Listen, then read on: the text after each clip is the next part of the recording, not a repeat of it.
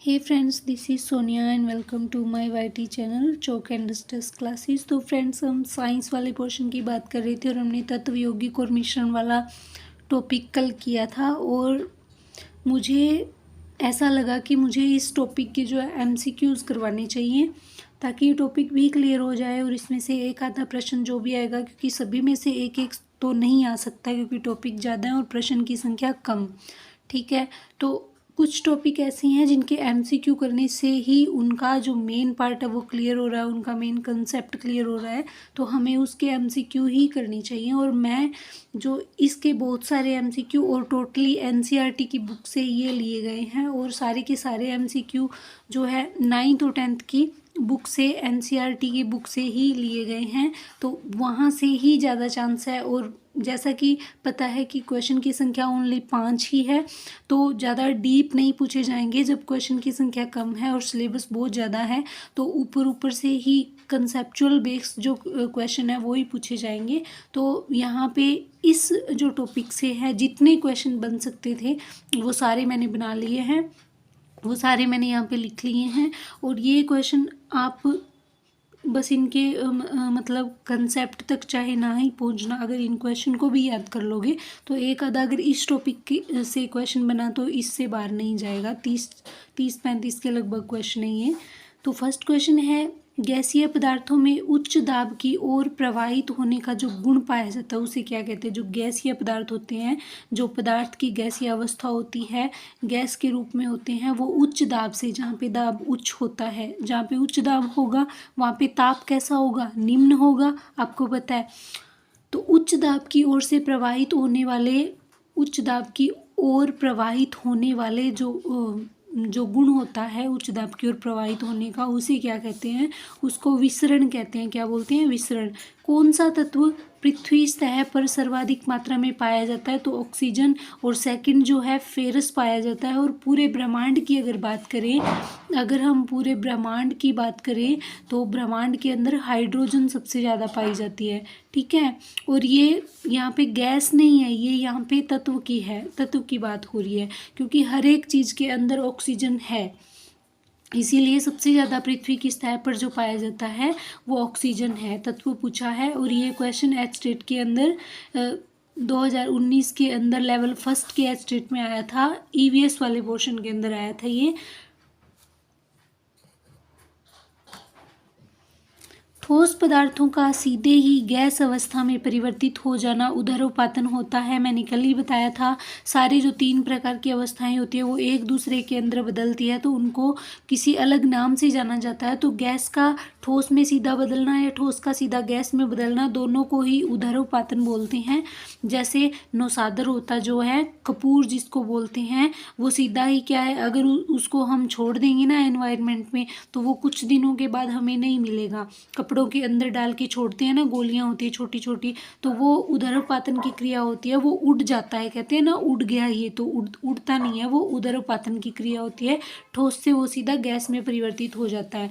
जल का सर्वाधिक घनत्व, डेंसिटी 4 डिग्री सेल्सियस पे होती है। और जल का, ये तो घनत्व पूछा है, घनत्व कब होता है? 4 डिग्री सेल्सियस पे। क्वथनांक क्या होता है जल का? 100 डिग्री सेल्सियस। क्वथनांक मतलब उबलना, उबलता कब है? 100 डिग्री सेल्सियस पे उबलने लग जाता है। और हिमांक बिंदु क्या होता है जल का? वो 0 डिग्री सेल्सियस होता है। 0 डिग्री पे जल जो है वो जम जाता है।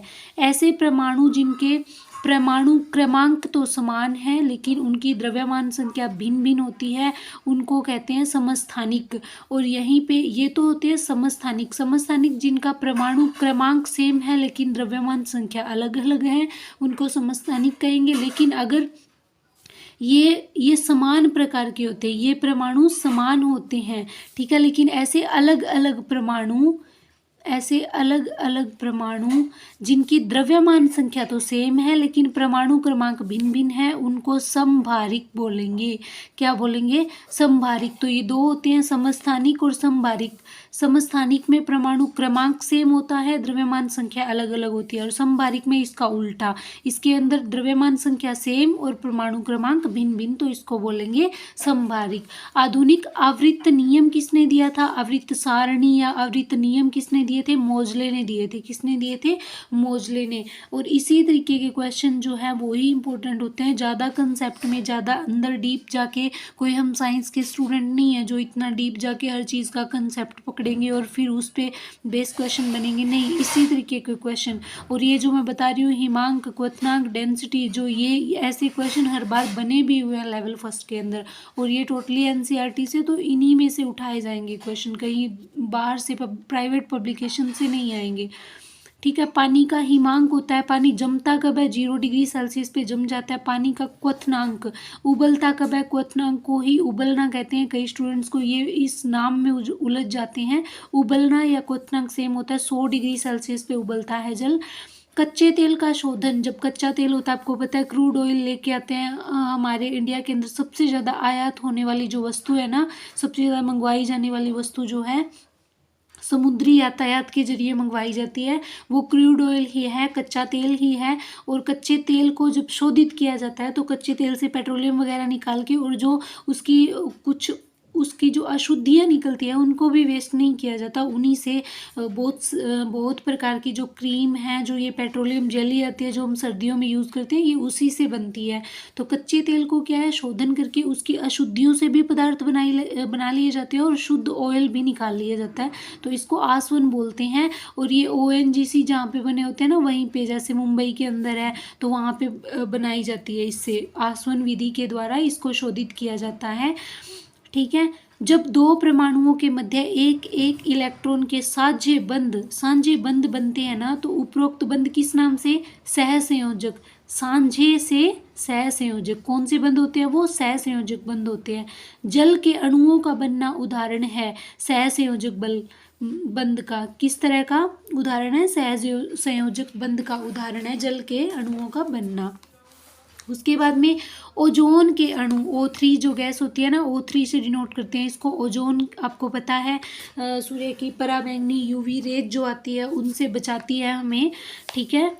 और ये समताप मंडल के अंदर होती है ओजोन परत। ओजोन के अणु पाया जाने वाला बंध, ओजोन के जो अणु होते हैं उनमें पाया जाने वाला बंध कौन सा होता है? उप सहसंयोजक होता है। और जल के अणुओं में कौन सा होता है? वो सहसंयोजक होता है। NaCl में पाया जाने वाला बंध कौन सा होता है? वैद्युत संयोजक होता है। ये किस तरीके का होता है? वैद्युत संयोजक होता है। कोलाइड विलयन का, विलयन होते हैं ना, अलग अलग तरीके के विलयन बनते हैं, जैसे हमारे आसपास हम जो भी चीज़ देखते हैं वो किसी न किसी चीज़ से मिक्स होके बनती है। तो जो कोलाइड विलयन होता है उसके अंदर मेन उदाहरण कौन से? धुआं जो है वो कोलाइड विलयन का उदाहरण है। कोहरा, दूध, ये कोलाइडी विलयन के उदाहरण है। वायु है, वायु एक क्या है? मिश्रण है। आपको पता है कई सारी गैसों से मिल के बनी हुई है वायु, तो ये एक मिश्रण है। पित्तल भी एक मिश्रण है। यौगिक क्या है? शक्कर एक यौगिक है। ठीक है। द्रव धातु कौन सी होती है? मरकरी होती है, और ये कमरे के तापमान पे ही द्रव रूप में रहती है। ठीक है। एक अशुद्ध कार्बनिक द्रव का क्वथनांक उसी कार्बनिक द्रव के क्वथनांक से अधिक होता है। एक अशुद्ध कार्बनिक द्रव जो होता है उसका क्वथनांक उसी द्रव का जो शुद्ध रूप होता है ना, उसके कार्बनिक द्रव के क्वथनांक से अधिक होता है। यौगिकों को संकेतात्मक रूप से प्रकट करने के लिए प्रतीकों के समूह के रूप में लिखा जाता है। इन्हें क्या बोलते हैं? इन्हें अणुसूत्र बोलते हैं। कपड़े धोने के सोडे को सोडियम कार्बोनेट, और खाने के सोडे को सोडियम बाइकार्बोनेट क्या बोलते हैं? Sodium bicarbonate. ठीक है।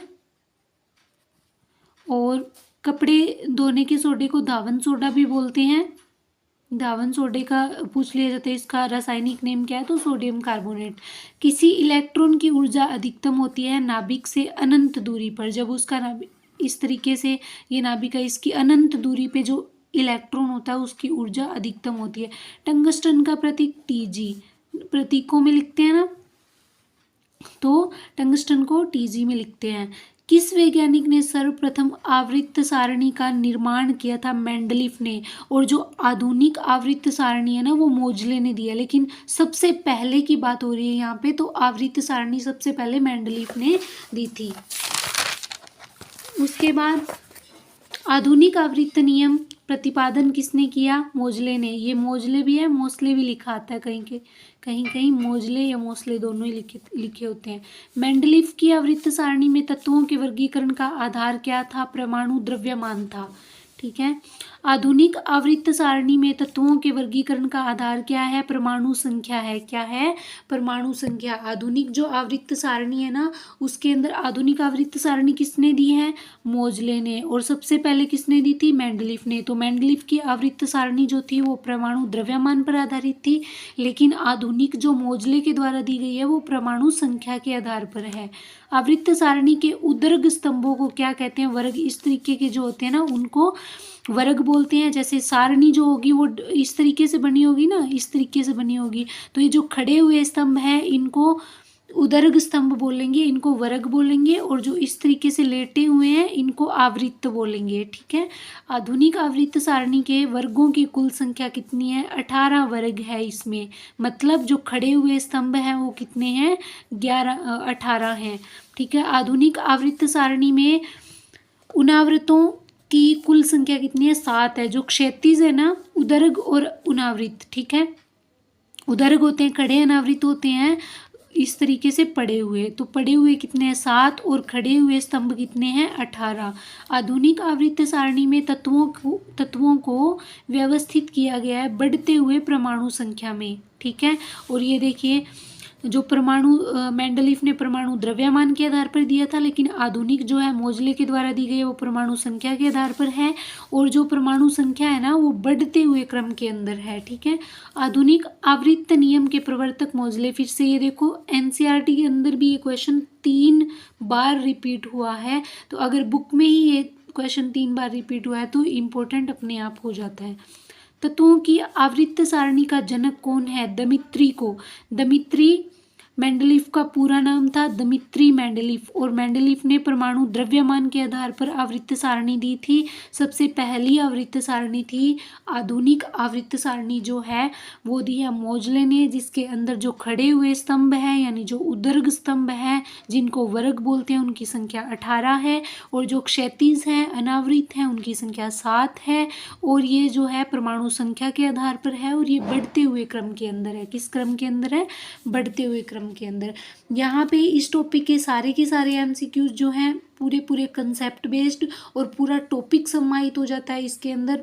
इनसे बाहर अगर इस टॉपिक से क्वेश्चन बना तो नहीं जाएगा, और ज़्यादा पढ़ने से मतलब नहीं होता। स्मार्ट स्टडी जो होती है वो इसी तरीके की होती है कि हम टॉपिक के हर एक जो सिलेबस है उसका हर पार्ट जरूर छुएं, लेकिन उस तरीके से कि हम उसमें उलझे ना, बिना उलझे उसको कवर भी करें, और इस तरीके से करें कि उसमें से हमें अच्छा फ़ायदा भी हो।